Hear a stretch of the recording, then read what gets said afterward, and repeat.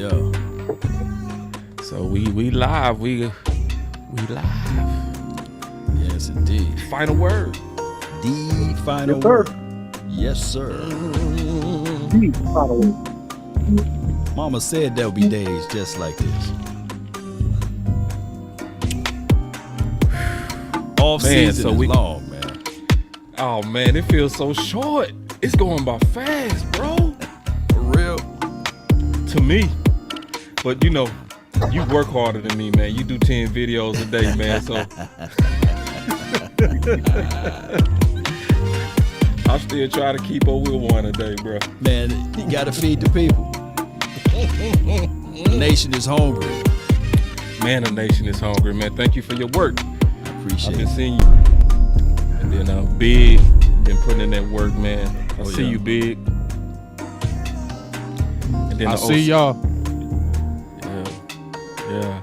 So we got us a special guest. We not jinxing it we this do. time. We not jinxing it this time. He actually in the building. We good to go. Yeah. One of the best in the business. Yeah, man. So we The gonna talk best. some good ball with Coach Mac. Coach Mac, we ain't gonna hold you too long. Oh, baby, I'm here for you. At your disposal, baby. Okay. We got you. All right, so let's get it going. We turning everything on, getting live. Yes, indeed. Yep. There's been a lot since the final word, man. A lot didn't happen. It's a lot to talk about. I know. Are you not entertained? Are you not entertained? It's a lot to Oh, yeah, talk man. about, man. Man. Hey, I'm glad we got Coach over here because he can go deeper into it. Especially No about doubt. hands-on experience. Oh yeah. I can't wait till we talk about that two-way that we was just talking about before we went live. You know what I'm saying? So we got so much to catch up on, man. This finna be let me see. Man, where my yoga flames, man? Yoga fire. Yoga flame. Let's get it. Those yoga flames. Yeah, man. Somebody say, let's talk salary cap. Oh man. Hey, I got it, boy. These boys play too much. I'm let's talk salary cap, man. Man, you see what the Rams doing? They said, forget that salary cap. What cap? You know what? We gonna talk salary cap. We really are. How about that? Huh? Where there's a will, there's a way. There's a way. My boy C When said, there's let's a will, get there's it. a way. Yeah, man. So, all right, man. You know what? It's enough playing, man. Let's kick it off. It's enough. I ain't gonna even wait for the countdown. We good. We finna kick this thing all the way off. Let's go. Shout out to you, Gomez and C. Nick. I see y'all up in there.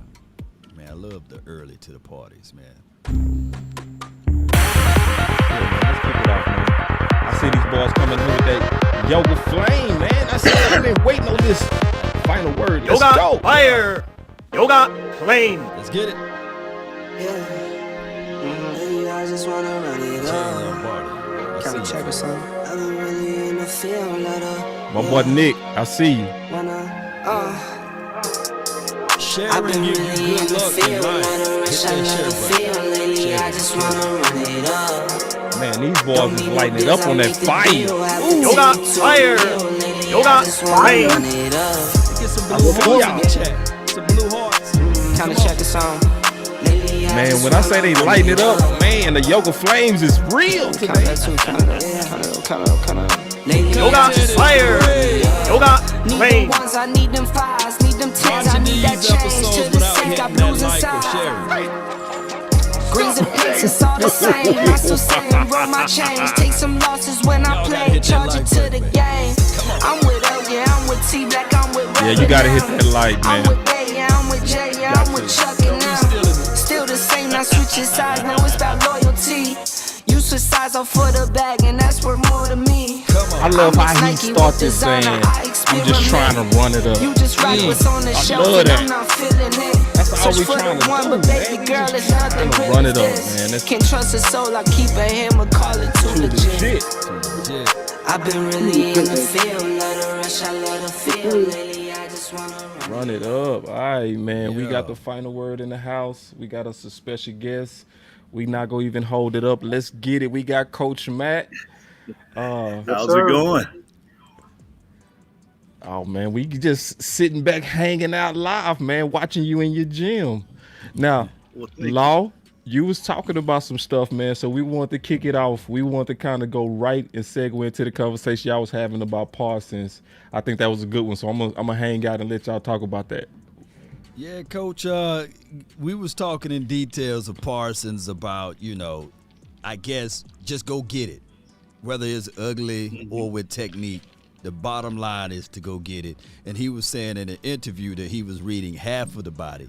And you was talking about, I believe it was to Big Game James or the OC, about that you take a lot from DBs and wide receivers. Can you go into details about that, Coach?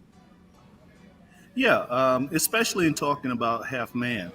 One of the responsibilities that you got to do whenever you're looking to have a great technique as an offensive lineman is you got to be able to play half man, because one thing for sure, that guy across from you is a better athlete. Bottom line, okay? 9 times out of 10, that's a better athlete. If you try to match him, athletics for athletics, you're going to find out that that's not going to be a winnable situation for you. Again, taking on half man, especially in a pass rush situation, you got to know where your hand placement's got to be, but more importantly, you got to get to what we call your spot, that place where you're willing and ready to put up your fight. All that's going to be based on a lot of different things, but mainly it's going to be based on his alignment and the angle that you need to take for your assignment. For a defensive lineman, especially when you've got one that's a really, really good athlete, a cat that knows what he's doing. Now, you've got to take away certain options for him. Getting half man and understanding where that fight's going to begin and then what to expect from him is crucial to winning that particular rep. And for me, if you and I are in a fight and I'm half man, at least I know what half of you I got to fight. Right. You see what I'm saying? Also, I know how to limit certain options for that half. I'm going to make that other half have to beat me. Again, getting in that right spot, eyes in the right place, good hand placement, feet active, everything active that I need in order to be able to give you a good fight for about 4 to 5 seconds. That's critical. Anything, if I'm more than half, now I give you options. I give you two-way goes. Now you spin. Now you come inside. You do all kinds of things. I have to be able to limit that. And by going half man, I'm inviting you to take advantage of that half that I haven't covered. Good stuff, Coach. Good stuff. OC, what you got?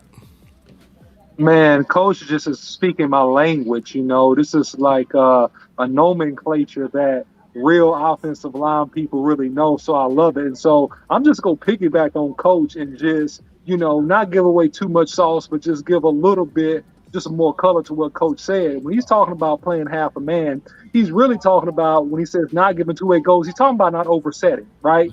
Knowing how to appropriately lag behind the guy. In other words, being able to set a guy in such a way where you can predict what moves he can do on you. Really, ideally, I don't want a guy to counter move me, right? I want you to try to run around me and me to beat you at the point when you got to fight. And I say it a little bit different in the sense I say point of convergence, right? So at the point of convergence, it's the point where me and you meet when I get my 2 to 3 kicks in the ground, and all of a sudden now we got to play ball. Right? But it's how I travel to that location, which is really important based upon the play, based upon what do I have, a 3-step drop? Do I got a 7-step drop? I got a 9-step drop? Was it play action pass? What we got going on? And so being a master of your craft, playing the offensive line position, which is why I love Coach Mack so much. He's a guy I admire. He's a guy I respect. He's a guy that I've actually learned from, just watching him coach and just work with people. I love him. I respect him. But the thing that you got to understand is it's the art and science. So you're not just a victim, even though you're playing with your back to the ball. You're not a victim, right? You know two things that the defender doesn't know. You know the snap count and you know the play.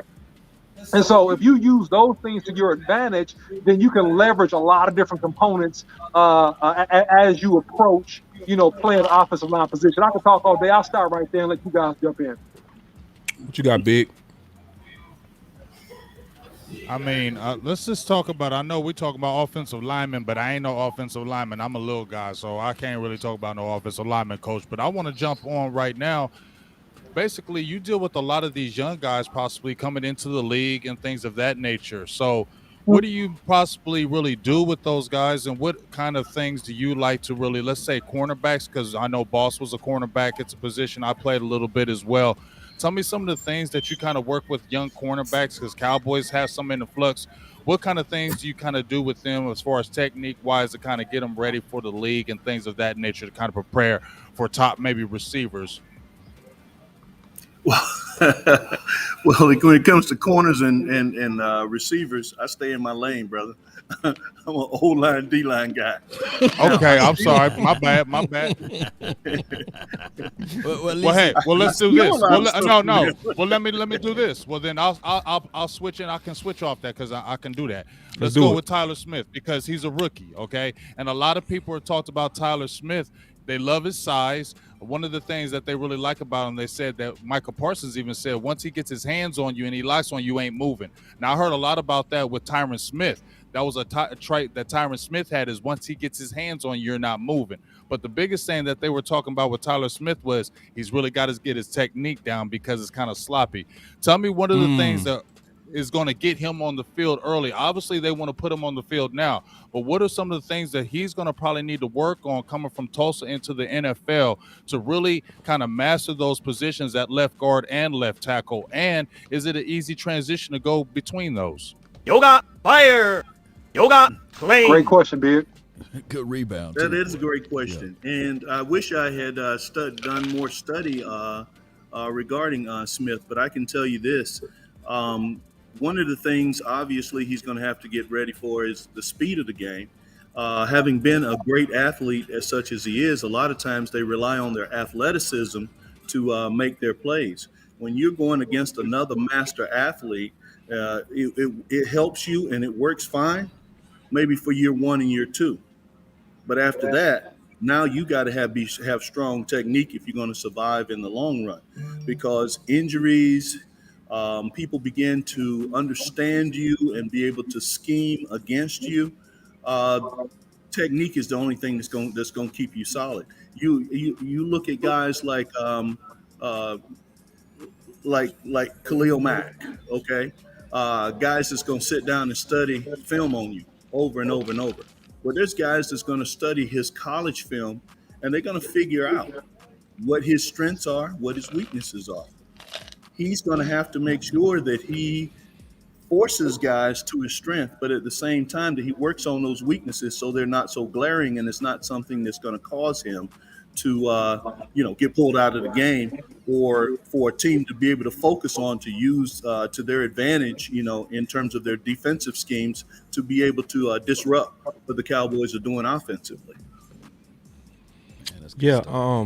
Yes, sir. Now, Coach, I was looking at your background and the fact that you currently serving as an assistant head coach and coordinator with Nike Dallas football in Plano. That's a real big job, And obviously you was talking about that you serve in the trenches, but you worked with a lot of guys. I was looking at, the people that you worked with, Howard Mudd, John Blake, Duke, Manny Weather.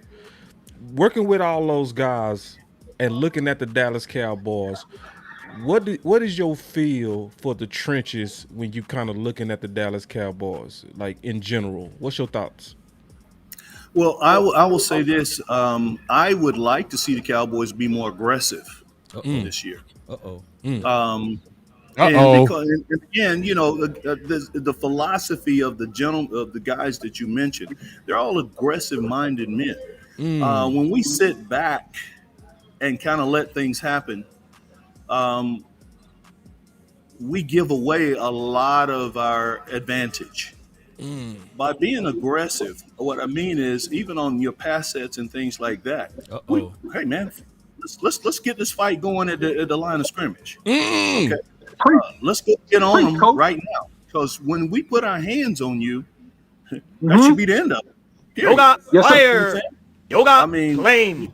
I mean, as an offensive line, especially, you know, I last year, some of the things that I saw, and I didn't watch a whole lot of them, but the things that I saw was the guys, they were able to get guys on different levels, you know, which makes it easy for penetration for a defensive lineman. But as a group, going out and just getting after people, not having to play conservative in any form or fashion, if you can stay aggressive throughout the game, I think at some point you begin to wear teams down. And as you wear them down, you know, now more opportunities come for your offensive schemes to be able to be more effective. Well, let me ask you this, Coach. That was a good point about being aggressive. Now, we got a young offensive coordinator who thinks outside of the box as it relates to passing the ball. No one threw more yards than the Cowboys, nor had more points than the Cowboys. But you talked about sets, that meaning that the Cowboys, they stayed in 11 personnel, and they also love the ace formations. But when you're talking about being aggressive, that's when you bring in your 22s or your 12 personnel or some of your jumbo sets like 13 packages or what have you. Do you think that the Cowboys, with this young offensive coordinator, can stay consistent with this aggressive approach, meaning that, okay, we see that 12 personnel, because when I was looking at most of the games, teams were able to send 4, drop 7, and still get pressure. And normally, from the mindset of an offensive lineman, they would love to run out of that. Is that correct, Coach? Yes, sir. Absolutely. But the Cowboys were trying to pass in it. And for the life of me, why don't they get back to that physicality? Do you think that this team can be consistent if they go back to being aggressive? I do. And part of that aggression is you have to be able to establish a run game. I mean, you got to, you got to make sure that, you know, that front 4, or, you know, if you got 5 in the box or 4 in the box, I mean, you know, 6 in the box, I mean, you've got to learn, you've got to be able to win in those situations. If they got 5 and you got 5, you got to win. And you know, whatever that happens to look like for the Cowboys, whether that's out of 21, 22 personnel, you know, it just depends, you know, 12 personnel. I mean, it just depends, man, you know, but to me, you've got to be able to establish that run game in order to be aggressive in your passing game. Everything has to look like a run to the defense, in my opinion. Everything has to look like a run. So that will get teams up out of their quarters, even if it just looked like. That's what I was trying to tell people. Even if you can present power, you can still be finesse. If you present the aspect, hey, I'm finna run it, you're going to have to get out of that quarters look. You're going to have to sub that package up. If not, I'm going to keep you on your wheels. Yes. Totally agree. Hey, Coach, I just want to ask a question, just bouncing off what everybody said. You know, when you talked about the aggressiveness with Kellen Moore, what do you think? I mean, I think when you say the physicality, because I'm frustrated in my head. I could tell, bro. That's why I started laughing. Yeah, because I'm frustrated in my head because I'm trying to figure out when we're trying to run this ball and get physical like this, why? How can we present that every single game, Coach, to where the other teams understand we are a physical team? What really can determine this, that the Cowboys lack this every game? Because even when Dallas was running on teams and they were running like 180 games, it didn't seem like it was physical. It just seems like we could get teams that maybe were kind of finesse, because anytime a team really got physical, put people in the box, attacked our ends, attacked our edges. It's like the Dallas Cowboys would fold. Yeah, and again, like I said, I'm not a Cowboys expert, and I haven't watched a whole lot of the games last year. But many times when you got a team that's not being able to be as physical as they want to, sometimes you have to look at what injuries they have. Okay. And I believe that they were banged up pretty good as far as the O-line was concerned last year. So many times when you've got a lot of injuries, you have to play a little more finesse than you may want to play. Teams are expecting you to be physical at the point of attack, like you said. They're expecting you when you run the ball. You've got a very physical running back. You've got a very physical offensive line. They're expecting that punishment. All of a sudden, when they see that you aren't able to do that, or they see you being more of a finesse style, they're going to be more aggressive. And if they feel like their front 4 or 5 can take care of business, now they know what you're trying to do. They know you're basically just running when you have to, but know that your main offense is going to be the passing game. So they know if they take the passing game away from you and you banged up front, they don't have to worry about you, because they don't mind giving up that 1 or 2 as long as they're not giving up those big yards. And like you said, they're able to come off the edges and catch guys because of they weren't getting the kind of movement on the inside like they would have liked to. So that slows up. Obviously, it slows up your run game. So, yeah, guys going to be able to come off the edge and catch you. Let me jump in and ask them real quick, Coach, because I want to get your philosophy on this. Because although you're not a Cowboys expert, what is the philosophy when you talk about preparation in camp to be physical? How should the prep look? Because my contention last year, to be honest, when you talk about some of the things that I heard and saw, is that you got to have tougher practices. You got to do inside run. You got to do things that prep the bodies and the minds and the hearts of the unit, whatever unit it is, whether they're first or second string, because NFL is a next man up type situation. So if you're injured, fine, but it's next man up. Everybody's getting paid. So what do you do? What is the philosophy, or what have you seen? Because Coach, by the way, coaches several elite Nike teams from age 9 to 12 years old. So he sees some of the best young athletes in the country, right? And he coaches a winning program. So from your perspective, Coach, how do you prep? What's the mindset and the attitude as far as the prep? Yeah, hold on, Coach. He didn't know this was coming. He didn't know this was coming, but a fight came with that question. A fight came with that question, and you gonna solve this fight, Coach. Coach, it's gonna be you. You gonna be the person in the middle. Let's go solve this, because I'm gonna throw a curveball to this debate, Coach. You gonna be the one, all right? So this is the curveball. I was talking to Damian Wilson, so I'm gonna pull out a name. I'm a name drop. I was talking to Damian Wilson, and I asked him, when you talking to a former Dallas Cowboy player, he actually said the opposite to what the OC said. He said, because I asked him, I said, what was the coach of Kansas City versus Dallas? He said this, and Coach, you gonna solve this debate.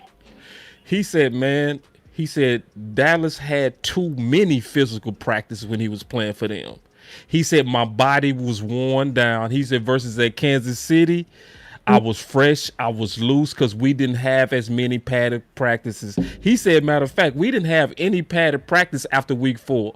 So that's I'm messing with the OC with that versus, but really, what's the middle ground on that? Well, I think that it's one of those situations where you have to know your team, and you have to know how much you can give them and when you need to dial back. There's so much software out there available to these guys where they can hook these guys up to this and that and the other, and then tell them exactly where every player is at any point in any practice. So I don't know if the Cowboys utilize that kind of stuff or not, but here's what I would definitely say. In order to be physical, you got to practice physical. Okay, that's a fact. You can't come out there and, especially with young teams, you can't come out there with a young team and go soft. That's what I'm talking about. Coach Marv just said the same thing.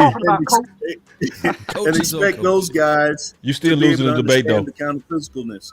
Now with a veteran team, yes, you can do that more. Okay, and you want to protect those guys' bodies, but also understand this as well, gentlemen.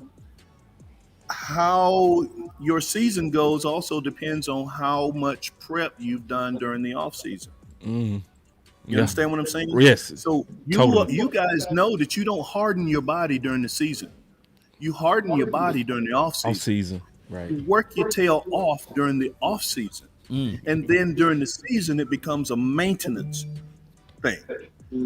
My contention is that maybe the off season may be where the Cowboys have to look at strengthening their program in order for it to be the kind of program they want it to be in the fall. And what that looks like, they got lots of experts that can advise them.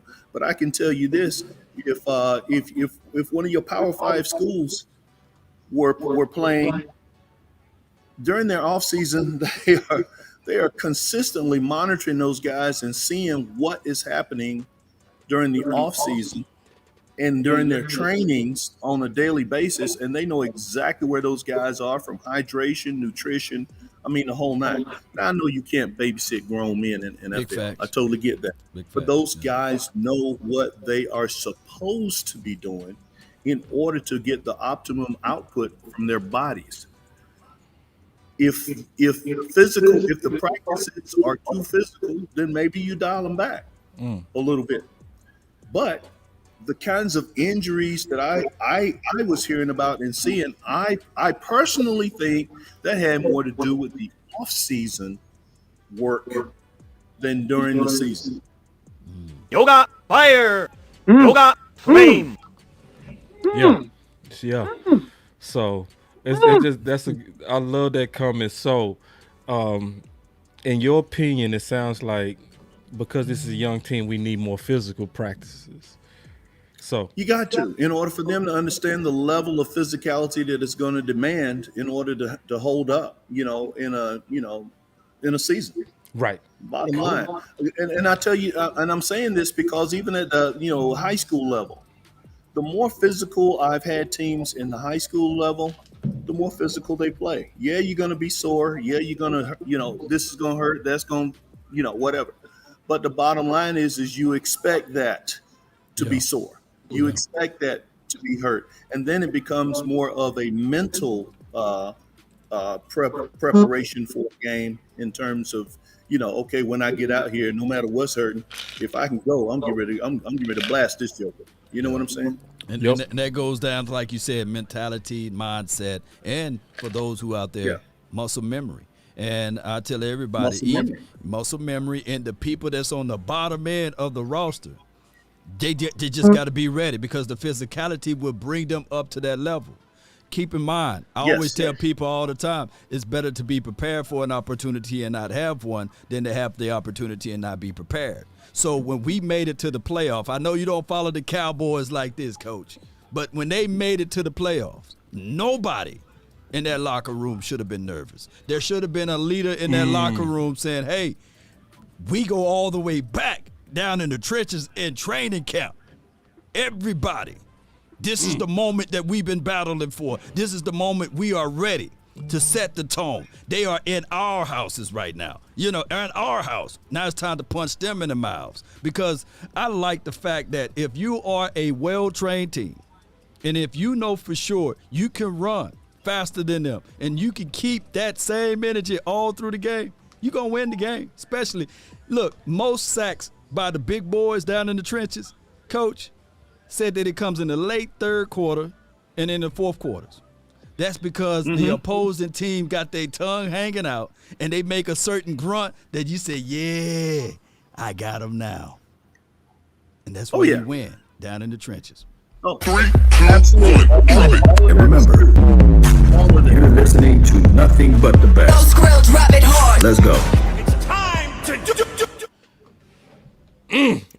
And and Law, to kind of piggyback off of that, that's why I was saying that off season, man, makes all the difference in the world. That's a place where you not only condition your body, but you condition your mind. There you go. And you're saying to yourself, hey, when we get in the playoffs, we're gonna rock and roll. Yeah. And it's no holds barred. Right. Whenever we get to that point, everybody knows they got to make it through the season. But it's your mindset during that off season that I think helps you win in the playoffs. And that comes from, again, all the preparation that you've been doing before the season ever begins. So speaking of that, Coach, since you the guy that pretty much prep and train those guys up for that moment, can you give us 3 things that you teach your guys or the people or your clients? Can you give us 3 things that you teach, if you can give it out freely? Freely. Keyword free, Coach. Keyword free. We want free. $3.99. Not the pay side. Just a snippet. Don't give them the full. Yeah. Give them the whole plate. Yeah. So I can't afford to do that. They got all the secrets, man. But I would say this: the one thing that I would tell anyone who's training, hey, your training has to be something, be in a way that is going to be transferable to the football field in this particular case. Okay, it's got to transfer to your sport. Okay, every rep that you take has to be your very best. You got to maximize every single rep that you get. And what I mean by that, if I'm squatting, okay, right, every rep in that squat has to have my very best effort. Okay, 2 things are happening there. One, yes, I'm getting my body stronger, but I'm making my mind stronger too, because I'm telling myself I'm gonna be the best. This is gonna be the best one. This next one gonna be the best one. You see what I'm saying? No matter how tired I am, when my body gets tired on that, let's say I'm doing a set of 10, and I get to rep number 7, and things start to burn, and I feel like, okay, man, no, I got this. I'm gonna do this. You see what I'm saying? And that's got to be the mindset that your workout has to continue to push you to become mentally stronger and stronger. Each rep, you got to do every rep as though it would be the last rep in the game, okay?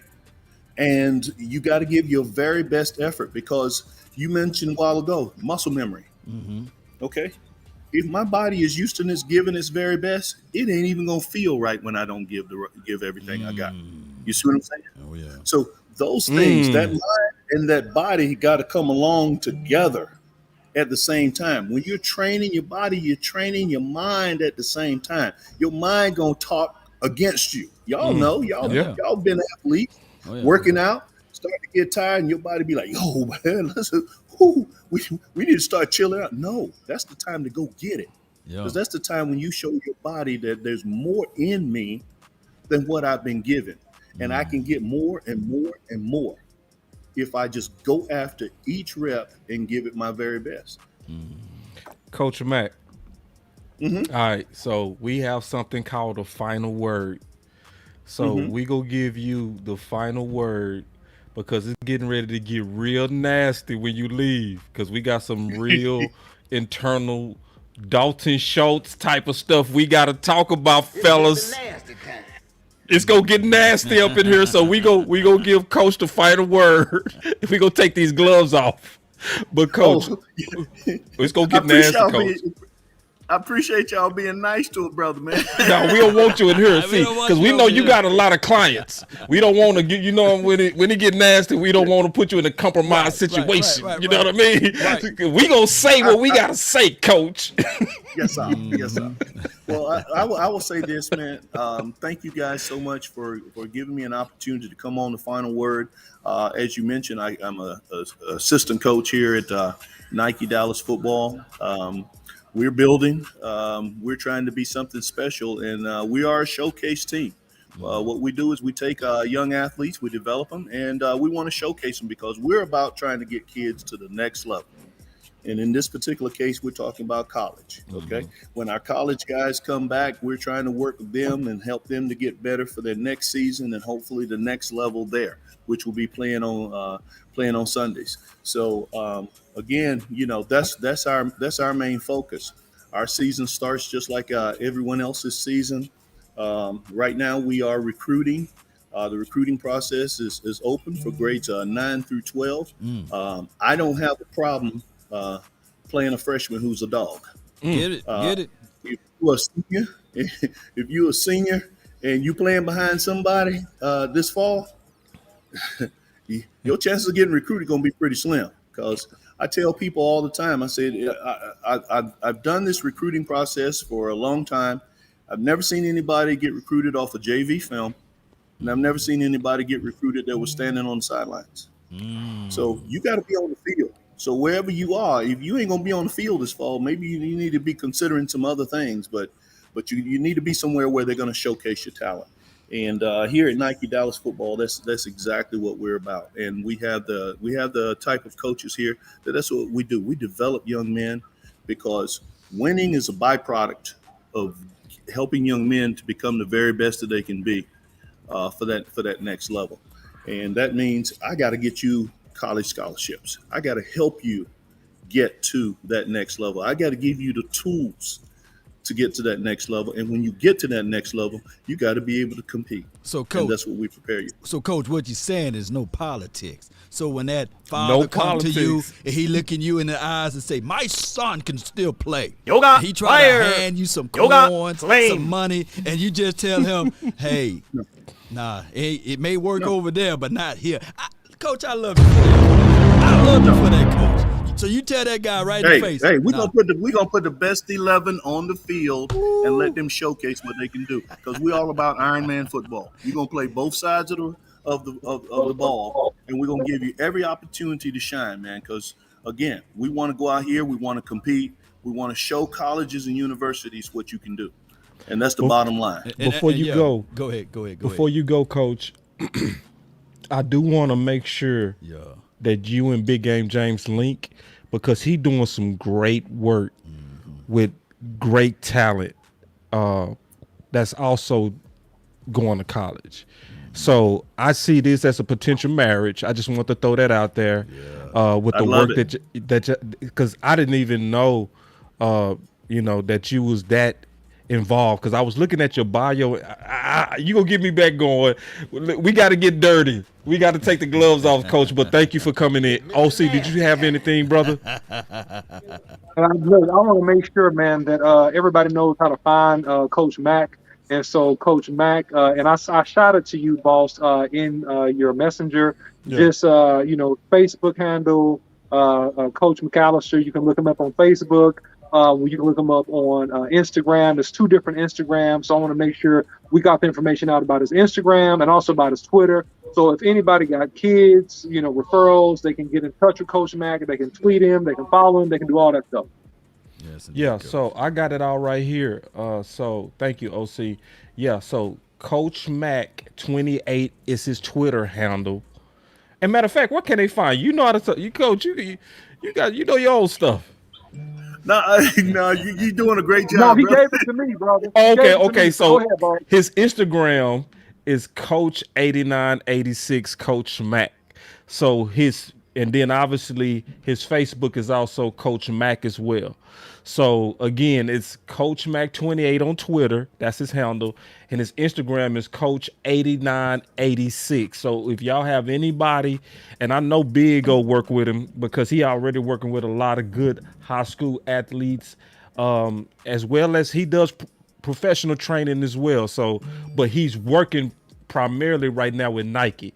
So I just want to make sure that everybody know where to find him before he exits. But thanks, Coach. Hey, Coach. I just want to get one last word. I'm sorry. Man. No, you good. Go. I just want to get one last word, Coach.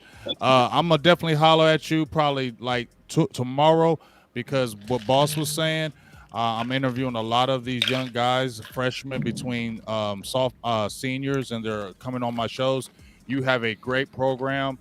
I want to try to be able to link that with these kids to give them the opportunities to really shine. And I love what you're already doing. Just listening to you, I'm like, man, I want to get these kids around you because they'll be 10 times even better messing with you, man. So I'm definitely going to get in your inbox, and I feel like everything happens for a reason. I'm even more excited now. Salutes to you. Appreciate you, Big Game James. Thank you, brother. All right, Coach. And, We'll talk boss, to you. Go ahead. Boss, go to three man for a few minutes. Gotcha. All right. So we got. So man, you see how we be working up in here, man. We be working, man. We boys be ready, man. It was nothing to get this going. All right. Ooh wee, Law. What time is it, bro? Hey. It's Mr. Nasty time. Ooh wee, it's Mr. Nasty time, what? big dog. Hold on. What in the world has been going on since we took a small little break last week? Law, you got who gonna kick this off? Well, it's gonna be big. Let me just say this right quick. Y'all boy is the blessed. Look, y'all was talking about Dalton Schultz can't block. That's bullsugar. Dalton Schultz is the best blocker in the NFL. I mean, I looked on my Twitter. It says Law Nation, baby. Blocker. Block him. He blocked you, dog. He blocked the hell out of me, man. I said, dog. Schultz, he got. I'm your boy. He got you. Schultz, I've been rooting for you for all these years, man. And Schultz, you gonna block me, man. Why you block me, bro? Hold on. I need to see if I'm blocked. Let me see if I'm blocked. Come on, I bet I'm blocked. I said, why you blocking me, man? I've been talking. I've been in the middle with you, man. Hold on, you been in the middle. I'm fighting for the man. I'm the one that been beating his head up. Let me see. Schultz don't block me, man. I said, man, Schultz, man. Let me look. Let me see. That boy don't deal with. Shame. I'm trying to find him. He might have blocked me too. Oh man, I said Schultz the fool around and block the laws, man. I said, I think I'm blocked. I finally made the block list, dog. I made it. I got blocked too. Yeah. Y'all can't see it on y'all here, but man, if y'all pull about it, it said you're blocked. Hold on, I can't even pull him up, dog. I said, Schultz. I said, man. I mean, why you gonna block me, man? Oh man, See, listen. I'm gonna rag him from here on out when I get to Oxnard. You gonna rag him? Hey! Don't even worry about it. I think we all blocked because I just tried to type him in too and I can't see him. I think we blocked. He blocked everybody. He blocked us. He just blocked us all, man. He said, "I'm tired of all y'all. Yes. I just typed his name in. And I can't find him. Jeez, he blocked so he just blocked us all. Hey. You don't want to hear none of the noise. Coach Ball say, this is what Coach Moss said. He said, that tells you right there, Schultz is not a true dog. Sensitive.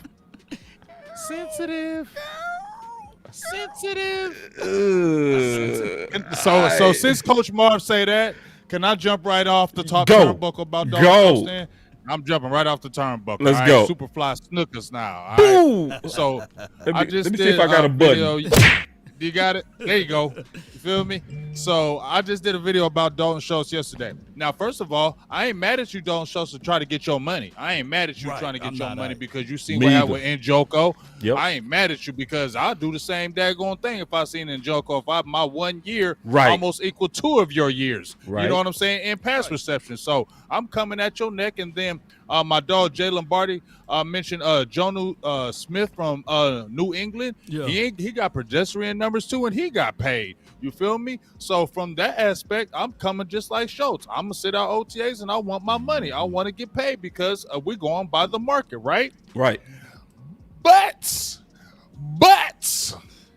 I'm not doing that. And I'm not even trying to be Baby Nuts Jones management. But from my perspective, this is my perspective, and I'm just thinking how the Cowboys would think. If you drafted a Jake Ferguson Law and Boss, right, you got high grades for him. You got high hopes for him. when you look at both of those players, they almost the same. Jake Ferguson got really good hands. He has the will-how to block. They have the same size, run the same 40, and he got a little wiggle to him. He can get in. He's sneaky. You feel me? So then you got the McKeon kid, who they like as well. We know about the blocking guy. I can't remember his name. The blocking tight end, and somebody throw that in the chat as well. And then Jeremy Sprinkle, and then you got the one kid from Indiana. He's sneaky. I like Pendergrass or whatever. He got some Pendershot. Yeah, he got some athletic ability to him, so you can stash him on that practice squad. So for me, Boston Law, I'm gonna go ahead and say nope. We ain't gonna do it because DeMarcus Lawrence played on that 1 year tag. We're gonna use you for this 1 year. I'm going to develop Jake Ferguson. I'm going to see what I got in McKeon. I'm going to keep this kid on this practice squad. And then next year, I'm going to go ahead and possibly draft again, and I can move Jake Ferguson into that starting role because y'all did it with Blake Jarwin. Blake Jarwin was undrafted. You got Dalton Schultz like in the 4th round, right? So you can say this can work after a year of Jake Ferguson getting experience, especially if he comes on the way they want. Why would you spend all that money for Dalton Schultz when he's a regular guy? You can use him for this year and move on and develop your guy and still save money like Stephen Baby Nuts Jones loves doing. Man.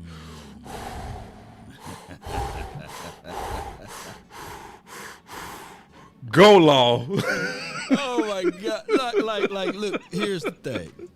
Oh. All I said was, hey, when you franchise tag a player, it's like going to payday loan. It's like going to the cash advance places because what happens here, you inflate the price of said player. There's no realism as it relates to market value. You know that, Boss Cowboy. There's no realism as it relates to market value. So now you got to pay him at 10-9 because that is what's set for a franchise tag. Now, when you franchise tag, there's also a set of emotions, right?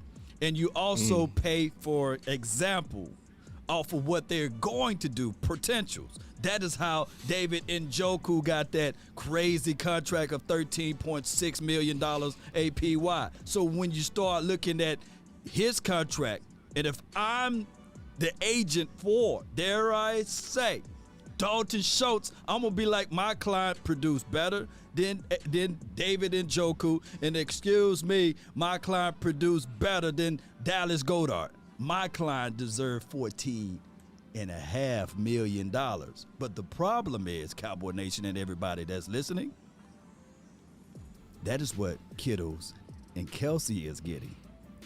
Andrews is getting. Are you willing to reset the market with Dalton Schultz? When Hayden Hurst just got $3 million? Oh! With O.J. Howard got less than that too? $3 million too. Both of them. Both of them. Yeah.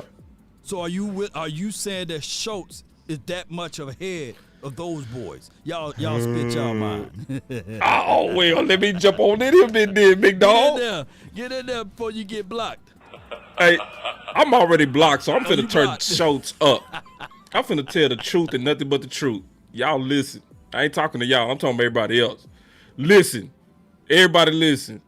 The Cowboys got so much egg on their face right now. It's pathetic. If y'all let the Cowboys hardball another player over money after Schultz, you a fool. Can I just say it? Can I just say it straight up? If y'all let the Cowboys go after another star's money, I don't care if it's Zeke, Dak, Tank, no. After what y'all did with this tag on Schultz, this is the biggest waste. I'm going to just say it. This is a waste. This is a clear waste. And I'm going to put it like this. This is like you playing hard to get on a 10 and you getting shunned by 6. Because Schultz is literally shunning them as if he's a 10. He's a dog. Like he's a dog. Like, what you mad at? Like, what you mad at? Like, I'm trying to tell people, we got the film right here. Listen, oh, you got it, Law. I'm going to cue up your film. Here it is. Bro, there is nothing special about what he does. I'm going to just be honest. Listen, and this is... Being honest. Yeah. It's nothing special. The way they use Schultz. I'm not saying he doesn't do his job. He does. Yeah. Look at how they use him. That's the key. The how. It's not can he catch? Yes. But what is he doing, Lo? What is he doing? Hook, let me get this short area right here. I'm going to catch the ball and I'm getting upfield. But you got to keep in mind and contextualize it like this, Cowboy Nation. You had Amari Cooper on one side. You have C.D. Lamb. If he's your third and fourth option, of course he's supposed to catch that.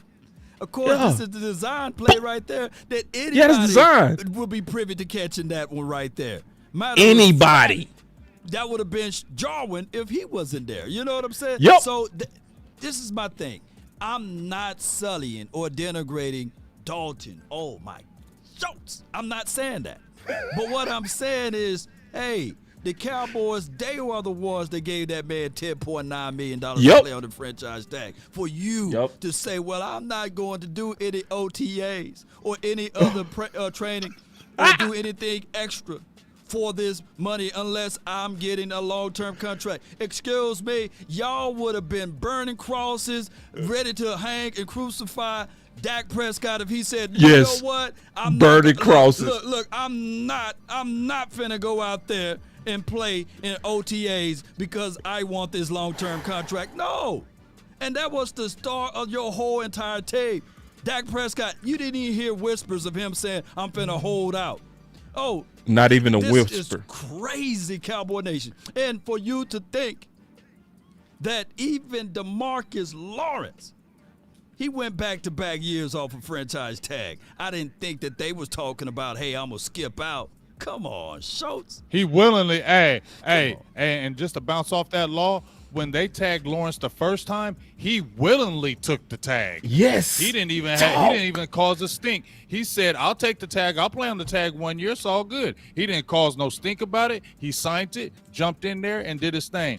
Now, Schultz, you done got a big head for something. I'm going to sit out the rest of OTAs, dog. What they should have did was they should have just, when his thing came up, what happened was Cowboys got spooked when Blake Jarwin got the injury and had to basically retire, or I don't know what's going to happen with him. They got spooked because now it put them in the hole where you could have just said, go ahead, Dalton, go ahead and test the market. We'll worry about you and see what you can get. But they got spooked when Blake Jarwin got hurt and said, oh, man, we ain't got nobody right now. Well, let's just tag him because we don't know what we're going to do, so let's just put the tag on him. You didn't have to do that. Y'all didn't have to panic. You didn't have to do it because just like y'all said, Boston Law, you could have let him walk, and you could tell me you couldn't have a serviceable tight end and Hayden Hurst or the other guy or O.J. Howard. You could have had them serviceable, still had your rookie and Jake Ferguson, and you would have been okay. Okay, you would have been okay. You ain't going to fall off, and this team ain't falling off because Dalton Schultz ain't in the lineup. Bruh, and listen, this is what's crazy to me. Can somebody explain this? How big, how long, how chat? Can somebody explain to me how we sent Randy Gregory to the market? We sent Kurtz to the market, and we just had to have Schultz. You got that? And we wonder why. And we wonder why. And once again, I'm literally saying this for those. I like Schultz. It's nothing to do with his game plan. But far as his stop apologizing for some Schultz. No. Apologize for some daggone Schultz. I'm apologizing for him, man. You're going to lose some subs when you talk about Schultz. I'm going to tell you that right now. I don't care. I lost 10 subs like that once I did a video on Schultz. Okay. I lost 10 let me quick. Tell you something, boss. I don't care though. You know when you lost 10 subs on I got them Dalton right back. Schultz, right? But you lost 10 subs on Dalton Schultz. Yep. Well, you remember I went ham on Jason Witten when he came back. The day he came back, and everybody loved Witten, I said, I hate the decision, and I don't want him back. Yes. He ain't nothing but a progress stopper. Boy, I lost about 1,000 subs. That's a fact. I had to shut my Facebook down for 2 days because they wouldn't leave me alone. Hey, how dare you talk about Gold Jacket Witten? How dare you talk about How dare you? I don't care about no damn waiting. Get out of here. Yeah. It's I don't. It's some people that, just be honest, they love some Schultz. They love some Witten. They love them. And they try to come up with all kind of reasons why he's Dak's security blanket. You can't get rid. No, he's not. He is not Dak's security. He's Kellen Moore's security blanket. Right. He is not Dak's security blanket, man. That's a scheme fit for Kellen Moore dumb system. Period. Blake Jarwin gave you more. Blake Jarwin gave you more than him if he would have stayed healthy for real. If we keep it real, look, Blake Jarwin gave you way more. We saw with Blake Jarwin. He could really stretch the field. Facts. He could really extend the defense. He could get behind the defense. We seen it. That's why we was all like, ooh, we can't wait to see Blake Jarwin next year. Did you ever say that about Dalton Schultz? No. Ooh, I can't wait to see Dump-off Dalton king. Schultz next year. Ooh, Dalton Schultz gonna be nice next year. Can't wait to see him. No, you didn't. You were saying that about Blake Jarwin, but you ain't never say that about Dalton Schultz. No, he's a dump-off king. Let's just be honest. That's what he is. That's all he is. He's a dump-off. See, I'm going to say it like law, just keeping it real. This is no hate to his game. No hate. It's how he's used in his system. It's just what he is. It's just what he is, too. It's like paying. It's like, this is the best example, and then I'm going to turn it back over to you, Law. Okay. This is like paying Paxton or Steve Kerr Jordan money. We're gonna get rid of Scottie. We're gonna get rid of Scottie Pippen. Keep Kukoc. Yeah, we gonna get rid of Scottie Pippen. We gonna keep Kerr. We gonna keep BJ Armstrong. BJ, oh my gosh! Right now they could shoot. They could shoot. They could shoot. They were shooters, but who created the shots? Right. Most Cowboy. They was regular. I'm with you. OC, what you got? Let me jump in and say something to what Law was saying, to what all you guys were saying, man. The problem with Dalton Schultz is the problem relationally in modern society. Oh, God. Yeah, I'm about to go here. Wait. Because when you over-validate and you give validation to a certain person who's not worthy, in other words, you can't treat an average woman like a beauty queen because they're not on the same level. They're not on the same level. And then you put a false sense of worth on the average looking woman who is not a supermodel because she now believes, because she was validated by a good looking man, that she is above her pay grade. Dalton Schultz. OC just left. He just like that. He just left. He was going in there. That was Stephen Jones. That was Stephen Jones. He heard y'all, and Dalton Schultz heard y'all. He just cut the line. Look. He kept it real. OC was going in there. He's back. I'm back. Dalton Schultz got you. Hey, OC. Finish, OC. Dalton Schultz was on you. Dalton Schultz was on you. Oh, that was Dalton Schultz. He blocked you. Dalton Schultz, big. Dalton Schultz is the backup prom date. He's not the woman that you really want to go to the prom with. He's your backup. Just in case the woman that you really like says no. Right. Hey, LC, and when you taking her, hey, LC, and when you taking her, you gonna be like, all right, come on, man. I say I'll get you a hamburger. The OC. It's no emotions, no friends, no loyalty. Straight business. People ain't ready for the straight business today. Oh, they not ready for it. So Boss Cowboy. So the Cowboys. The Cowboys made the mistake of inviting the average girl to prom and taking her to Del Frisco Steakhouse. Facts. That was the mistake. Say it. And now he has this false sense that you are more than what you are. No, you are a $3 million a year tight end, sir. That's what you are, sir. Wait, you are not a fire. $3 million a year tight end. Mr. Checkoff man. I like you, Joe. But you're a checkoff man, Joe. You're the checkoff king, Joe. Yeah, you're a dump-off king. Tell them the dump off king. We got the name. Y'all got the name. Oh, boss, OC, y'all got the name. Hashtag dump off king. Yup. That's what he is, bro. He's dump off king, dog. That's what it is. For the record, you're not Kelsey. You not Kelsey? That's his independent thoughts. You ain't even. Hey, you probably ain't even. Hey, you ain't even in Joko for real. Probably. You not in Joko. You not in Joko. You not in Joko. You not hating Hurst. You not hating Hurst. Gosh, man. Yeah, I said it. Yes, I said it. You ain't in Joko. Yes, I said it. I'm not. Shoot. Look, guys. I'm not putting any value to Schultz. Yeah, I know you ain't. I'm being straight. I'm neutral with it. All I'm saying. I know you is. I'm not. I'm not neutral. But what I'm saying is, to get the true value of Schultz, they should allow him to test the free market, right? Open market. That's all I'm saying. They were scared. Facts. They were scared. Yeah, man. See, y'all the reason why I got blocked for Schultz, man. Hey, it was us. It was us. It's our fault. Dog. I over there, man. That's all right. We beat the op. Man. Feel me? I ain't mad. Listen. Hey, man, look. Can I say something to Law to Schultz's defense? Okay, I'm finna trip y'all out. I'm finna trip y'all out. Go.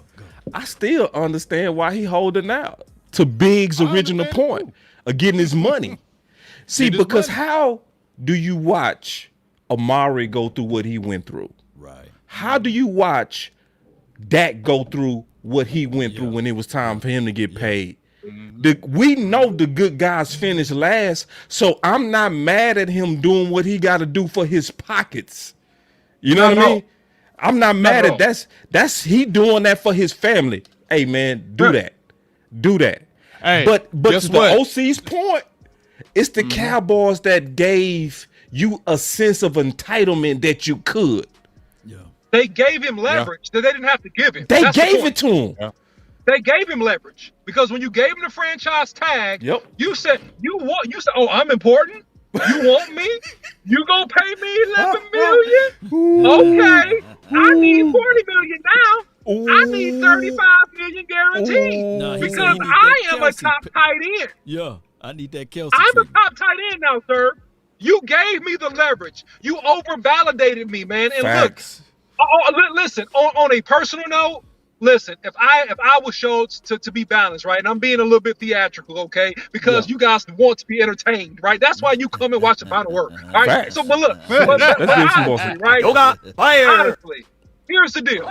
If I was Schultz, I would do the exact same thing. Yep, I'm going to squeeze all the juice out of that lemon that I can get because you gave me 11. Now I'm getting 30, and I don't care if I hold out because I'm important. Because he's using the leverage that he has. He should use the leverage that he has. But in reality, on the business side with the Cowboys could have easily let him test the open market. Easily. He would not have come back for more than $5 million a year. And then we have a different conversation. So that's the balance of the whole thing. The OC. No emotions, no friends, no. But look, check this out, though. Sorry about that, OC and boss, on that one. But even just, here's the thing. If y'all already made the mistake of not letting them test the waters, here's the thing, Dallas. Don't compound the mistake and sign them to a multi-year deal. Just let them play on the 1-year tag. Develop your young guys, and then next year move on. Right. It's easy. But he already expressed his heart. He said, "I'm not giving you nothing more because you are not willing to give me more." Tell you something. Yeah, let me tell you something about that. Law. Here's the thing, and I don't want to hear he ain't sitting out. He ain't going to get fined on these mini camps because they all want to talk all that mumbo jumbo, but you just signed a 1-year deal on the tag, so it ain't a crazy amount. It's 1 year. Right. So they ain't going to be sitting out because he can get fined by sitting out of mini camps now because he signed that tag. So he's subject to fines now. So he ain't going to be sitting out, so he can say what he wants. What you need to do is get your butt into camp after them OTAs and say, well, I'm going to go ahead and try to get this contract somewhere, so I'm going to try to play out of my mind. And Dallas should just, like I said, be thinking, let's develop these young guys, and after that, let's go ahead and move on because y'all did it to other people. Facts. Hey, real quick. Argue against that. check this out real quick. This is what happened. This is what should happen to Schultz. Yeah, for trying to play hardball. So, Steven, you did not blink when your quarterback, your crazy behind, put your quarterback on a franchise tag and say play. Yeah, you bet not blink at Schultz. But you bet not. You bet not. Let me add this and with D-Law too, boss. Didn't blink. Go ahead, Law. Didn't blink. I wanted Boss Man over here, Boss Cowboy. I'm calling you Boss Man, but Boss. I want know you talking to about. find that clip of Which one? somebody that got a gold jacket and let him do the speaking, because I know since we talking about validation, but I want you to see if you can find that clip about dysfunction, because give me some time. Give me some time. Give me a second. I got you. Give me about 2 minutes of ad lib. Everybody, because hey, I know you guys can only halfway listen to us because we didn't play for the silver and blue with the star at the side of our helmet, and we don't have a gold jacket. So we're gonna let somebody else do the argument for us. By the way, because I love it where we call them out by using their own personnel. And that dude with the gold jacket, I can hear a lot of things, but I hush and I listen when he starts speaking. So hopefully I got it right here, big dog. Souls. Yeah, that was perfect. Let's listen to the gold jacket, man. Keep talking for one more second. Just give me one more second, big dog. God gave me the gift of gab, and I'm gonna gab it all the way through. So keep going. Keep going. What it is. Y'all talking about how you're not entertained? Are you not entertained? But man, y'all hear the words coming out of his mouth to y'all eardrums, baby. It's coming. Give me one more second. Yeah, I'm gonna tell you we pushing you, boy. We pushing you. Every time you do that, you sound like daggone Paul off of daggone 3-6 Mafia when you be like, yeah. Hey, I got it. Y'all ready? Here we go. And I got some more. Let me know how much you want, because I got it all right here. Let's go. This game. In this game, did you put more blame on the coaching or the players in this game? Dude, Emmett and I stood in that tunnel before every game. I'm going to tell you this. We looked at each other and we said, we called ourselves double trouble by land or by air. And the day before we hit the field, if we don't show up, we got no shots. Period. That's the whole reason we did that.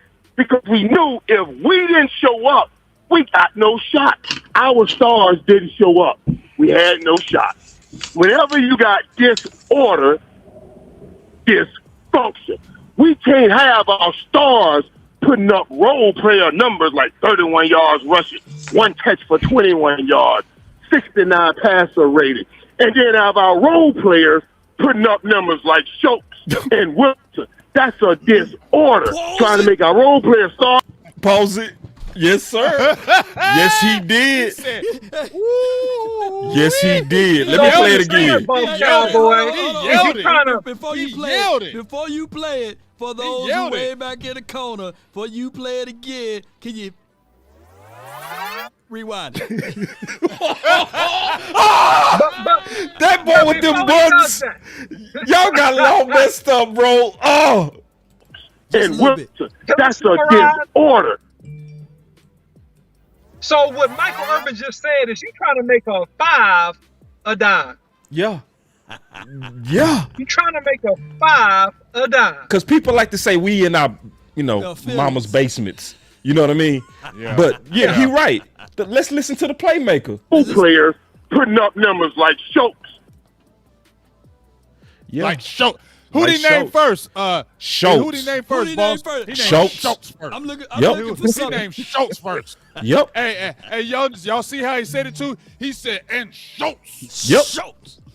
Man, he was mad when he said, and Schultz. He called it like the audacity. Big. He called it disorder. Disorder. Yeah. So people can look at Law, Big, the OC, like we tripping. No, bruh. We not tripping. this system and this front office inflated the ego of Schultz. They treat him like a star, and they treated stars like role players. Dude, I don't care. It's a fact. Look, y'all. I want you guys to listen to me when I say this. From a defensive-minded person, if Schultz can put up 220 yards and beat us every game, then I won. Because what I'm trying to do is I'm trying to take the ball away from CeeDee Lamb.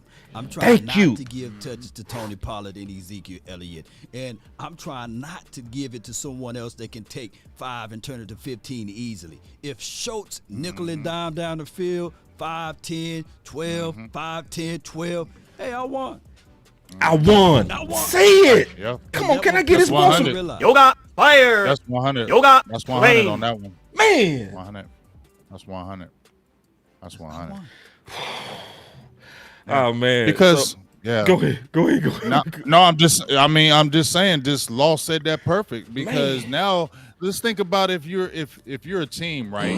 Let's say in your division or even an NFC team, right?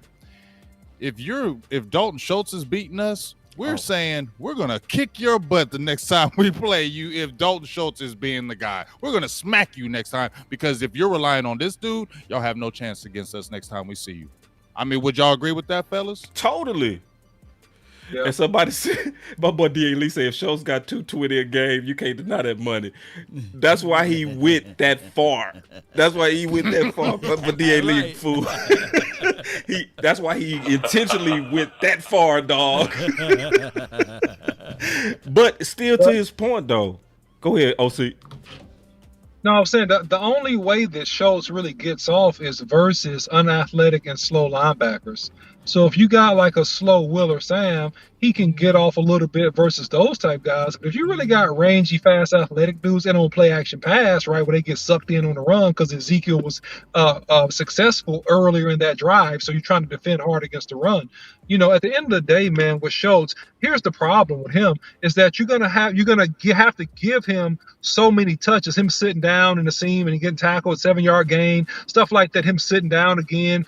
You know, hey. Simple pass, right? So here's the deal. You got to give him so many touches to get accumulative yards that you take away touches from your real stars. And so that's how you win against the Cowboys, right? If you have to force the ball to Dalton Schultz. Yep. And that's the thing that you don't want to have to do is over-force the ball to him because you're giving him 10, 12 passes would have you roll out, simple out route, stuff like that.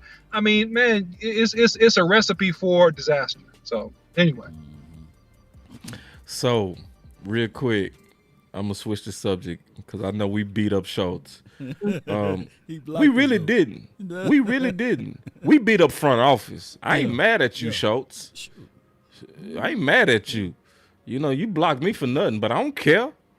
I don't need you. For real. You ain't nobody. Yeah. I mean, like, it don't make me. Blocker. You know what I'm saying? Like, blocker. I'm cool with it, big dog. Blocker. Because we loyal to the Cowboys, not these players. Right. Straight up. Right. So, that's just what it is. So, I was looking at your Twitter, Law. Mm-hmm. I was looking at your two. I could take both of you. Y'all got some good stuff on here. I'm going to go with, real quick, I'm going to go with yours, Law, because you got two things that was buzzing today, right? Where you share Will Compton's, you say, someone explain the salary cap for the love of God. Looking at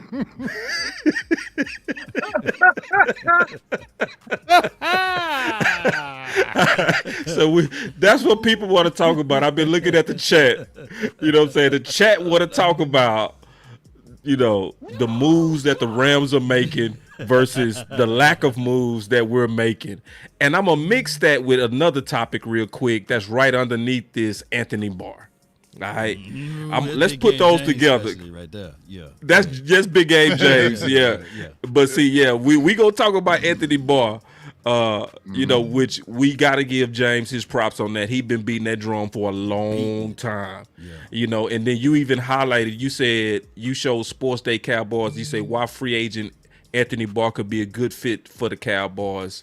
And you was like, bro, we've been talking about that for weeks, and that's true. And I would say Big been talking about it for months. Yeah. So let's put those together, man. We can take it how y'all want to do it. Man, Go ahead, Law. Jalen Ramsey got a max dollar contract. Mm-hmm. Cooper Kupp, I believe, got a max dollar contract. Yeah. They went and said, okay, Matthew Stafford, they paid him to come over there. And then they said, okay, we'll pay you more. They went and doubled him and gave him the Dak Prescott contract. Then I looked up late last night. I said, big old Aaron Donald, $95 million, $40 million more. And then on top of that, late in the wee hours, Odell Beckham, I don't even know what his contract is. It got to be north of what we gave Michael Gallup, right? Where are they coming up with all of this money, Cowboy Nation? How is they doing this? Because for the love of God. For the love of God, how are they able to do this, man? Can somebody break it down? Because I'm tired. Because I think that we are literally sitting on $23 million, and their whole rationale for getting rid of Big La'el Collins early was so we can get somebody out there on the field. Excuse me, they could have held on to him till June 1st, by the way, but they literally said, okay, here you go, Cincinnati. And the whole point of getting rid of Amari Cooper was to go out there to be active, proactive, right? Not retro, but proactive. In the free agency, and they fool around and they franchise tag Schultz for $10.9 million. And now he's sitting out saying, you know what? I'm going to take my ball and go home until y'all give me a long-term contract because I don't want to risk anything out there, and I'm going to give you bare minimum. And I'm blocking anybody who think otherwise of my dedication for the nation. I'm going to block you. We'll block you YouTubers. The YouTubers.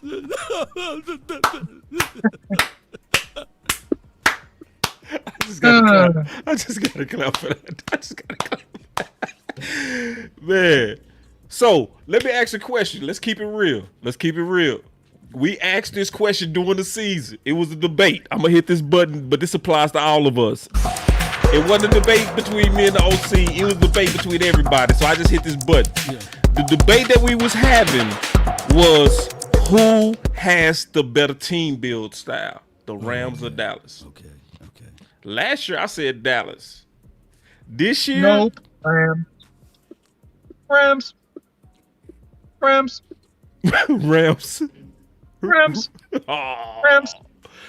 Because the Rams have star power and the Rams are built to go deep into the playoffs. You can't guarantee victories, but when you have strength of personnel and you keep your top players and talent that are proven commodities, it gives you the opportunity to go deep into the playoffs. The Rams are not built. I mean, they're going to win regular season games because they're so talented and they got a great coaching staff, by the way. But when it comes down to going deep in the playoffs in the NFC, they're built to go and win playoff games, how their organization has structured this roster. And that's just the bottom line, man. And here's the answer to Law's question. It's real simple, Law. Billionaires do what they want to do. And if you want to keep the talent that you have, you figure out a way to do it. And the Rams have been masterful at keeping the important pieces and keeping the people they really want to keep. Straight, simple, bottom line. Boy, these comments are going hard. Can I put 3 comments together real quick? Fire comments. Man, so first, Kill said, I want y'all to check this one out. He said, name one role player that the Rams overpaid. That is the difference. Then D.A. Lee said, listen to this one. We keep relying on rookies to carry this team deep into the playoffs. That's working backwards. Yep. That's a good one right there. And then Willie said, man, all these comments are, Willie said, it's simply put, the Rams don't lowball us. Oh, I'm gone. I'm finna walk out. I'm done. And then this one, I'm gonna put all these together. Let's talk about them all. Then Brandon said, Rams go after producing big names. So what we gonna do? You know a crazy stat? Hold on, before you go, Big AJ, let me just say this and then you can go. Since 2016, the Rams done won 59 games. Since 2016, the Dallas Cowboys won 58 games. One have a Super Bowl and one don't. Yeah, we got one been to 2 Super Bowls and been to 2 Super Bowls too. Yeah. Been to 2 with Jared Goff. Yeah. But go ahead. Just mind you. I just want to throw that tidbit of nugget out there. So if anybody want to gamble on. I want to talk to that nugget when Big is done. I'm gonna be real quick with it, and it's just about Baby Nuts Jones. That's why I call you Baby Nuts. I don't want to get deep into you, dog, because I'm gonna start getting mad. So I'm gonna keep it short. But this is why I call you Baby Nuts Jones, and you try to tout yourself as you like this. He tried to tout himself like he was the next great type of GM. You feel me? Especially he was pumping his chest with that Amari Cooper thing. Because I keep on remember when he was pumping his chest, we got the first round draft pick for Amari Cooper. Ask the Raiders how they feel about, losing that pick. Like, he pumps himself up like he's the greatest thing. But here's the thing. You remember when we talked about the Rams had stars? Cowboys had stars. Yep. But you got so much dysfunction, you had the wrong coach in Jason Garrett. You had 10 years of that. And you had talent. But you wanted to go and get your guy because you want to prove points. That's what this is all about. If you really look at it, they wanted to prove the point. What? We got Jason Garrett because this is our guy, and we want to show you how we're going to do it with our guy. It failed, right?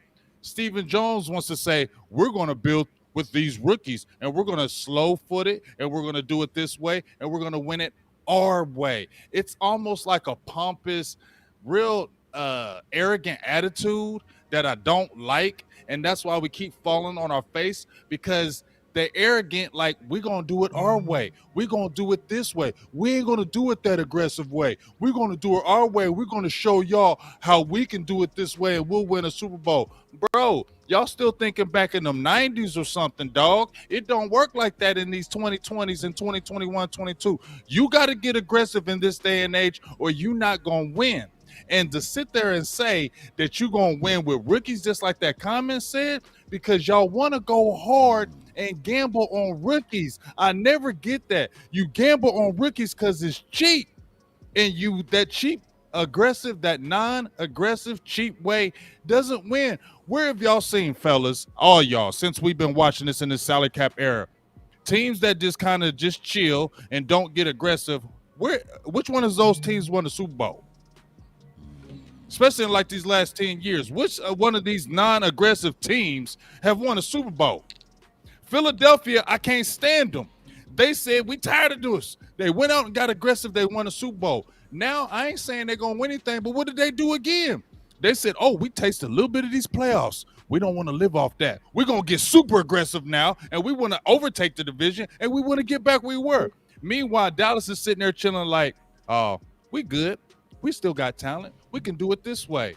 Go ahead, OC. It's just a backwards train of thought, and it's not a winning train of thought, no matter what they try to tell us, man.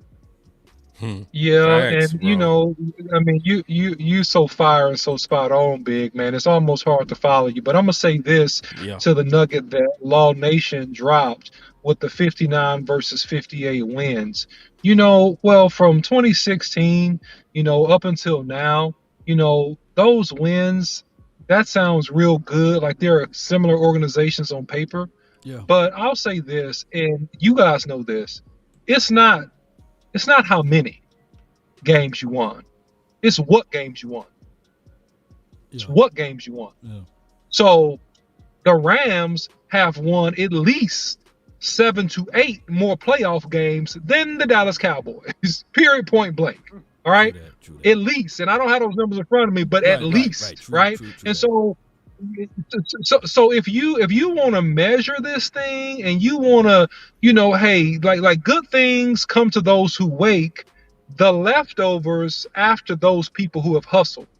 And so that's what you see, to Big's marvelous, fantastic point of the organizations that are the most successful. It's the organizations that hustle, they're willing to gamble, they're willing to pay veteran players. That's really the number one weakness of the Cowboys. If it just boils down to one thing, here's the cardinal sin: the reluctancy to pay your veterans that have been proven, number one, and then number two, not take advantage of really, really good, proven veteran free agents that you could bring into the organization to make the organization stronger. Besides that, there's nothing else. They draft well, right? But those two things are the two, in my opinion, separating factors from the Cowboys and the rest of the teams that have had success, not in the regular season, in the playoffs. Well, just to So echo, let me jump. Go ahead, boss. 100. Yeah, real quick. Just real quick, dog. Just to go with what the OC was talking about. Yeah. This is what I said on my Twitter, and I mean every word of it. And I retweeted what you was talking about with Anthony Barr, right? Through my commentary on it. And because Law was saying we've been on this Anthony Barr to the Cowboys for months now, right? And this is to pivot to solutions. Listen up, Dallas. I mean this. I'm gonna quote this. I would kind of forgive the ball drop of Bobby Wagner, the Boo Boo Amari trade, and Lyle for cookies. I would. Because you got the money now. You know what I'm saying? Yeah. And I'm getting tired of hearing this for the right price. No. You can't talk about price after what you're doing with Dalton Schultz. No. Can we talk about player and not price? Once. Can we talk about player for the right player instead of the right price all the damn time? You know, we need Anthony Barr right now, dog. We need Anthony Barr right now. He should have been signed, boss, already. He should have been signed, bro. All this for the right price? Bro. Everybody's for the right price. You can't turn on this dude film and not see this dude, man. You know what I mean? Can't help. From last year. Not from 2 years ago. Last year. Big Game James already went over this. We went over this on the Final Word. That basically his last 6 games was almost like his previous best seasons. For real, he went nuts his last 6 games. Yeah. What was you going to talk about, Law? Well, I was going to say is that two things that have been really since 2016. You can look at front office and you can look at coaching. I believe if you change out and put a legitimate coach into this atmosphere, and on top of that, remove like the front office, they do a good job as relates to accumulating the talent or what have you. I can give them that bone right there. But if you had, you mean Will McClay? Yeah. But if you had that coach, it goes all the way back to what Coach Mack just said.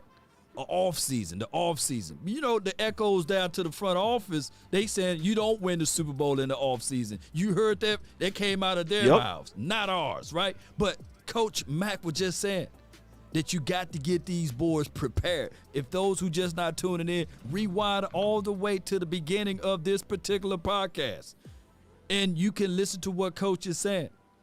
And what I'm trying to say now is that, yes, we do got Mike McCarthy. I think that he's a little bit better than Jason Garrett. Yeah. He's a little bit better. He is. We went 12-5 last year, now 5-12. And I like Dan Quinn. I think that he's a whole lot better than Papa Rob Marinelli. Come on, let's be real with it. Preach. Hey, man. Can I give you some flames? You got fire. You got flame. So we got the talent. We do. But what we're trying to do now is I want to increase that talent even more because I know that those things are very tangible of going out there snatching up an Anthony Barr right now, juxtaposed to waiting to see what a Luke Gifford or whoever else, a LVE second run at this thing, talking about potentially he could play like he did in his last game here with the Dallas Cowboys against those 49ers. No! Give me those 3 sacks, those 3 interceptions, and those 40 solo tackles that Barr just exhibited last season. Come on with it. But here's the thing, though, Law. It's not happening, though. Yeah. It's not happening. And just bouncing off what OC said and then what Boss said, because Boss said this earlier in the season, and just bouncing off what OC said. OC said Cowboys draft well. Yeah. We ain't got no choice but to draft well because we don't touch free agency. Dallas ain't got no choice but to be great in the draft because they ain't no kind of players in free agency and they're outright terrible with it. And as far as going out and getting some dogs to take you over the hump, you get what I'm saying? And then let's keep it real. Boss said it. If we didn't have Will McClay, we'd be the Jaguars every year. Be Detroit. The Jets. We would. We would be sorry every year. If we didn't have Will McClay. Every year. Trash. Because Stephen Jones is the president, which I get pissed just to say that. Stephen Jones is the president of player personnel. The vice president is Will McClay. Who's better in this aspect right here? Will McClay. And who has the final say? Stephen Jones. Stephen Jones reminds me of that. And he don't know uncle. jack poo about. He don't know jack poo about no football, dog. Stephen Jones is like that uncle. Say, man, hey, man, I graduated from business, man. I can do your taxes instead of going to the person that do taxes. Like, like I can do your taxes, man. I did a few taxes. I can get you some good stuff on your return. He majored in like law. Chemical engineering. He majored in like chemical engineering. Chemical engineering was your major. Chemical engineering was your major. I did good before, man. And he's doing our football. He's doing our football. He's a chemical engineer major, and he's doing our football. He's our football guy. Jimmy Johnson used to clown Jerry. That's why Jerry used to be mad at him. Because Jimmy used to clown him and say, you don't know nothing about football. I can save you money, man. Nothing. I can do your taxes, man. Come on, man. Shout me out, man. Don't go to a professional, man. And these are our football guys. These are our football guys, fellas. These are our football guys. That's why they got Will McClay. You feel me, boss? I feel Will McClay doing all the dirty work because they don't got a clue. Everybody know that one person say, man, I know how to do taxes, man. Come on, man. I can save you a few money, man. They charge what? Look, let me do your taxes, man. I'm pretty good, man. I'm pretty good. I can do your taxes. Trust me, man. Ain't that right, Big Game James? Where that paper? Show that. Come on, man.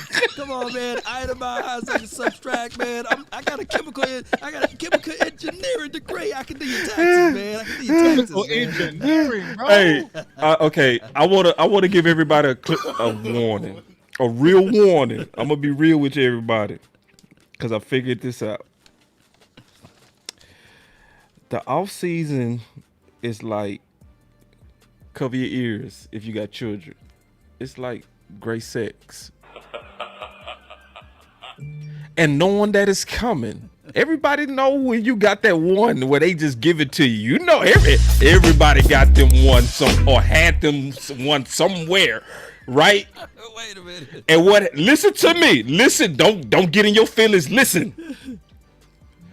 PG, boss, PG. I'm gonna be PG. Good sex clouds your judgment. Wait a minute. Don't it? You be thinking you in love. Thinking you in love. It's lust. Run. It's lust. It's run. See, that's what the draft is, dog. Are you saying this is a lusty off season? It's a lusty. That's what I'm saying. Hold on. Let me see if I got a button to co-sign what I'm saying. Yeah. Listen. Lusty off season. The draft is lust. That's what it is. It's not love. It's lust. And see, this is what I mean. Feel me. Y'all feel me on this. Like I'm telling the truth right now. I'm telling the truth. That's why I'm laughing. I feel you. Yeah. It's lust. Because you know how you feel? Like, man, after the draft, like, whoo. Oh, my God. Lusting. You calling it love, but it's lust. See, because right after you, and you let go. Then your senses kick in. Then your senses kicked in and your real mind come to you. Your real mind figure. See, Big was warning us.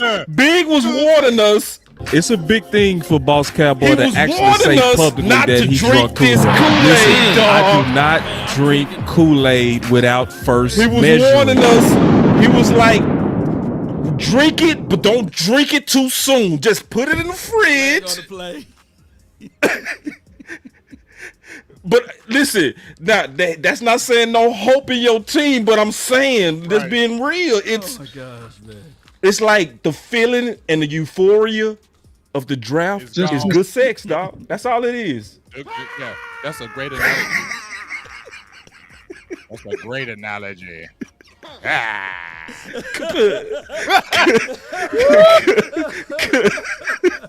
We're gonna have a good vision, but settle down just a little bit. Y'all crazy.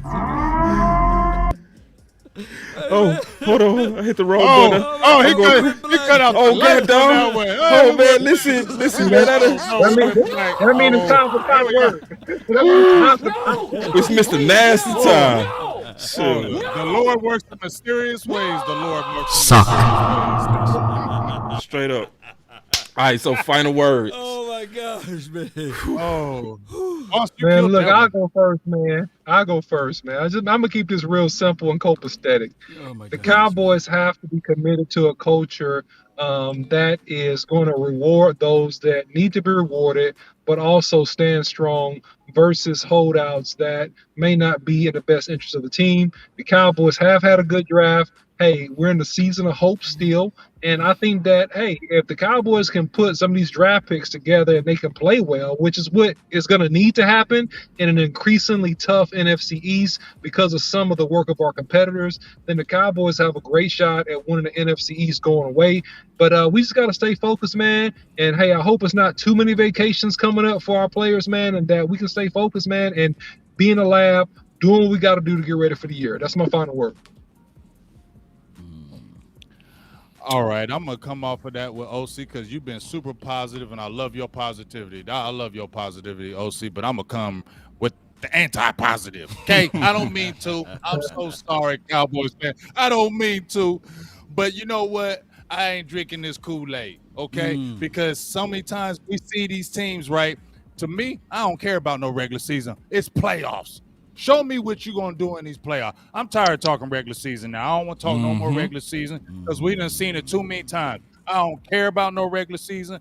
Playoffs. Y'all know what I'm talking about. When y'all see a really good team and they keep getting there and they keep getting there and they keep failing, you don't even want to care about the regular season no more. The team shouldn't even care. Look, we ain't worried about it. We trying to get these playoffs. We trying to shut everybody up and let everybody know we ain't trying to hear that no more. So I'm not drinking this Kool-Aid, fellas. I'm just sitting back.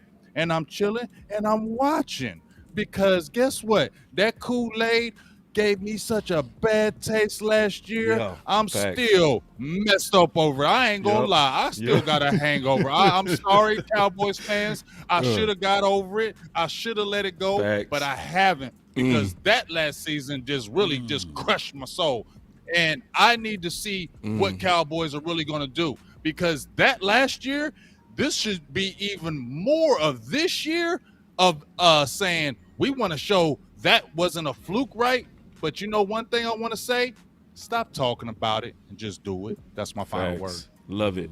I'm going to go in real quick. And then my boy came in. And this is real, bro. This is what good sex do. And this is real. He said, y'all jump back on like y'all did last year. Yeah, man. I bet you I won't. I bet you I won't. I bet you that's my dog. Y'all got big messed up. You ain't talking to me. I bet you I don't. Watch the show the whole year. I bet you I don't. Hey, big game, James. See what we gotta do, boss? We gotta give him a little Hennessy, and then when you get a little Hennessy, she get a little fine. I ain't mad at him. I don't want you to change. She get a little pretty. I don't even want to spike his drink. I want him to stay just like he is, because he keep me balanced. You need that. See, you need that homie like Big. You need that homie to say, bruh, she not the one, dog. She just feel good. She's a THOT dog. Get a few more shots, big game, James. She goes from a 6 to a 10 real quick. She will, but I'll still be talking to my dog like, come on, dog, we don't do that. Don't do it. She's bad for you. But see, all right, man, y'all really been showing love on them super chats too, man. We appreciate it. Everybody that's been showing love on them super chats real quick. He said, nice, I needed this. Yeah, we sometimes all need to laugh. But I want to say something. I want to be honest on my final word, man. I want to talk about my boy say the stamina game. The stamina game. Life like this, I wish raindrops will fall. Yeah, man. You gotta have stamina game with these Big Cowboys. AJ know what I'm talking about. So you gotta have some stamina game. Hey, all right. But see, I want to because people not used to us. Right. They not used to us. So this is what I'm gonna say. That's keeping it real. People, because I did lose subs, being honest about Schultz. So I don't want y'all to. Shame. Y'all leaving. No, that's perfect. I loved it. I loved it. Go ahead. I loved it. So people not used to real loyalty. I'm gonna say that again. People not used to real loyalty. You not loyal if you don't tell your friends the truth. You not loyal if you don't tell your loved ones the truth. Oh yeah. It might hurt their feelings. It might piss them off. But when you really loyal, you tell your friend when they need gum. So yes, So some people are not used to this style of truth because this is all in love. Don't get this misconstrued that we don't like our team. Don't get this misconstrued like we don't believe in Schultz or believe that he can take a next level. But you have to be able to, in my opinion, in my final word, say what you really see with the dysfunctions of your team if they're going to get better, period. That's just what it is. So once you get used to that and you understand the spirit of where we coming from, you go like this commentary a lot more. But for those who like to unsub and unlike because it's not just always pie in the sky and kissing up to the Cowboys, you really don't recognize real loyalty. What we are doing is real loyalty and learn to love it. And I mean that, and that's my final word. Man. Good stuff. Good stuff, man. Good stuff. Man, shout out to Coach Marv, man, for your donation. He pretty much brought in what Marv's a beast. What Coach Mack said. You know, he was saying those who bleed more in peace, which is practice, bleed less in war.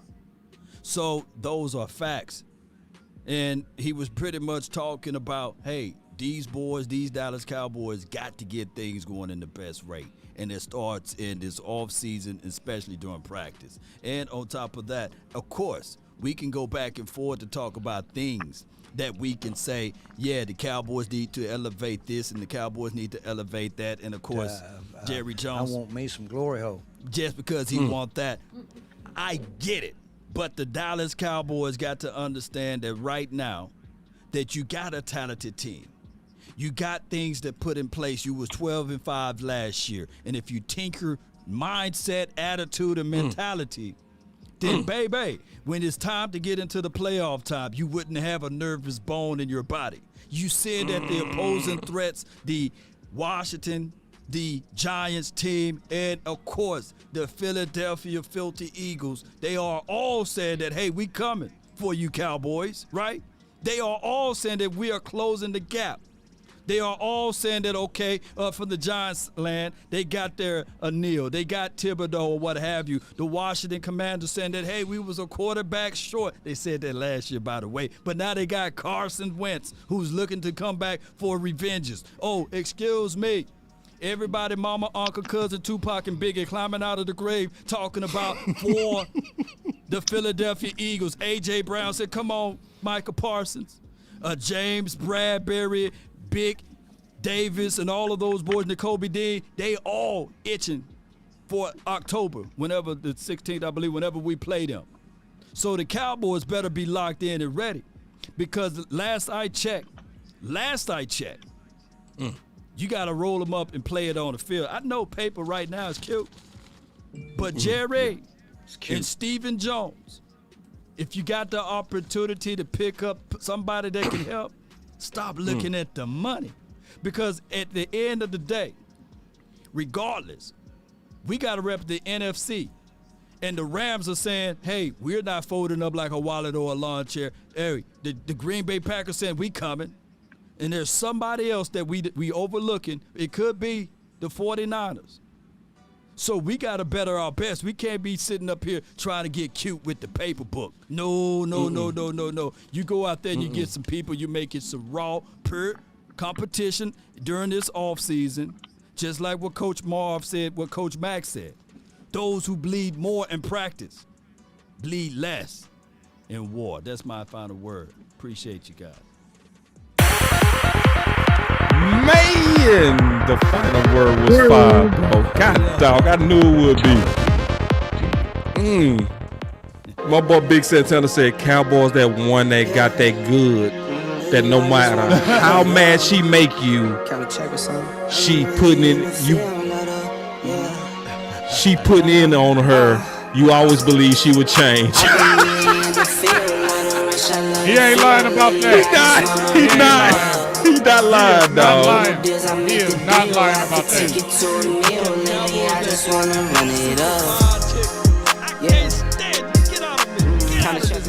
As soon as she walk off, you be like, hold on, baby, come on.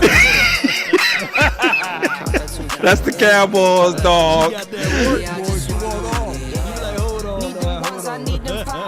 Hey, make it work too. I'm that sucker homeboy. Make it work. You can make it work, dog. You know when she walk off with that sundress on? Oh yeah. Big said. Oh, that sundress.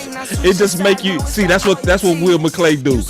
He got the sundress with that big old apple booty. He got the sundress on. He got the apple bottom. Oh, you be like, oh, what a drought.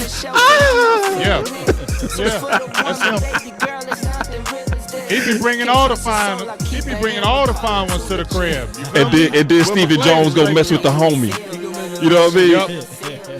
Stephen Jones say, man, why you bring her, man? Why you bring them over here? That's Stephen Jones. Why you always bringing them over here? You know I ain't trying to pay. You know what I'm saying? They cost too much money. We trying. They always want to go to the movies and want to go eat. I ain't trying to do all that, dog. Oh my God. That's Stephen Jones. He said, man, why? That's why you ain't never getting nothing, dog. That's what Will McClay said. That's why you ain't never getting nothing, Steve. Yeah. He said, man, I ain't worried about that, dog. I'm about my money. Yeah, Stephen Jones. I wish we were still alive, man. Let me end it. We live over here, man. Let me end it. Okay. Stephen Jones is the freeloading wing man. You always got a freeloading wing man. So you